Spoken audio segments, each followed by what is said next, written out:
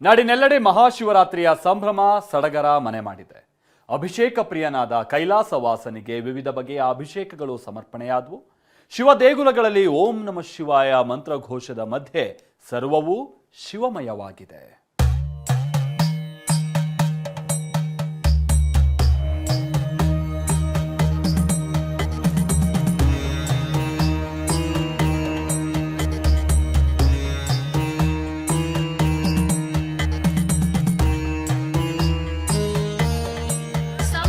ನಗರಿ ಮೈಸೂರಿನಲ್ಲಿಂದು ಶಿವರಾತ್ರಿ ಸಡಗರ ಜೋರಾಗಿದೆ. ಅರಮನೆ ಆವರಣದ ತ್ರಿನೇಶ್ವರ ದೇಗುಲದಲ್ಲಿ ಶಿವಲಿಂಗಕ್ಕೆ ಚಿನ್ನದ ಮುಖವಾಡ ಧಾರಣೆ ಮಾಡಲಾಯಿತು. ರಾಜವಂಶಸ್ಥರು ನೀಡಿರುವ 11 ಕೆಜಿ ತೂಕದ ಚಿನ್ನದ ಮುಖವಾಡವನ್ನ ವರ್ಷಕ್ಕೊಮ್ಮೆ ತ್ರಿನೇಶ್ವರನಿಗೆ ಹಾಕಿ ಪೂಜೆ ನೆರವೇರಿಸಲಾಗುತ್ತೆ.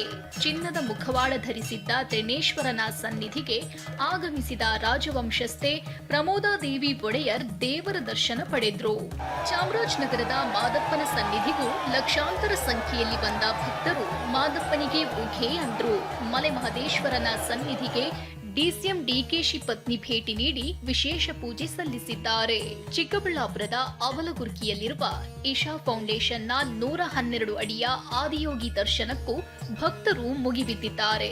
ಕೋಟಿ ಶಿವಲಿಂಗಗಳ ತಾಣವಾದ ಕೋಲಾರದ ಕೋಟಿಲಿಂಗೇಶ್ವರನ ಸನ್ನಿಧಿಯು ಭಕ್ತರಿಂದ ತುಂಬಿ ತುಳುಕಿದೆ. 108 ಅಡಿಯ ಶಿವಲಿಂಗಕ್ಕೆ ವಿವಿಧ ಬಗೆಯ ಅಭಿಷೇಕಗಳು, ಅಲಂಕಾರಗಳು ನಡೆದವು.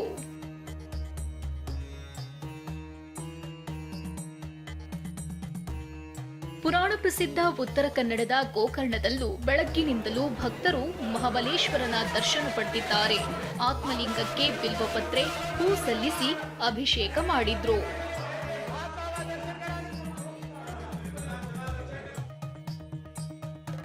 ಗದಗದಲ್ಲಿ ಶಿವರಾತ್ರಿಯಂದೇ ನಂದಿ ಶಿವಲಿಂಗ ಭಗ್ನ. ಗದಗ ಜಿಲ್ಲೆ ಮುಂಡರಗಿಯ ಸಿಂಗಟಾಲೂರು ಗ್ರಾಮದಲ್ಲಿ ಕಿಡಿಗೇಡಿಗಳು ಅಟ್ಟಹಾಸ ಮೆರೆದಿದ್ದಾರೆ. ರಾತ್ರೋರಾತ್ರಿ ರಾಮಲಿಂಗೇಶ್ವರ ದೇವಸ್ಥಾನದ ಶಿವಲಿಂಗ, ನಂದಿಮೂರ್ತಿ ಹಾಗೂ ಹೊನ್ನೆತ್ತಮ್ಮ ದೇವಿ ಮೂರ್ತಿಯನ್ನ ಧ್ವಂಸಗೊಳಿಸಿದ್ದಾರೆ. ವಿಕೃತಿ ಮೆರೆದವರನ್ನ ಪತ್ತೆ ಹಚ್ಚುವಂತೆ ಗ್ರಾಮಸ್ಥರು ಆಗ್ರಹಿಸಿದ್ದಾರೆ. ಲಾಡ್ಲೆ ಮಶಾಕ್ ದರ್ಗಾದ ಶಿವಲಿಂಗಕ್ಕೆ ಬಿಲ್ವಾರ್ಚನೆ. ಕಲಬುರಗಿ ಜಿಲ್ಲೆ ಆಳಂದದ ಲಾಡ್ಲೆ ಮಶಾಕ್ ದರ್ಗಾದಲ್ಲಿರುವ ವಿವಾದಿತ ಶಿವಲಿಂಗಕ್ಕೂ ಇಂದು ಬಿಲ್ವಾರ್ಚನೆ, ರುದ್ರಾಭಿಷೇಕ ನಡೆಯಿತು. ಹೈಕೋರ್ಟ್ ಆದೇಶದಂತೆ 14 ಹಿಂದೂ ಮುಖಂಡರು ಶಿವಲಿಂಗಕ್ಕೆ ಪೂಜೆ ಸಮರ್ಪಿಸಿದ್ರು.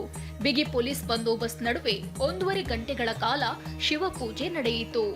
Bureau report, TV9.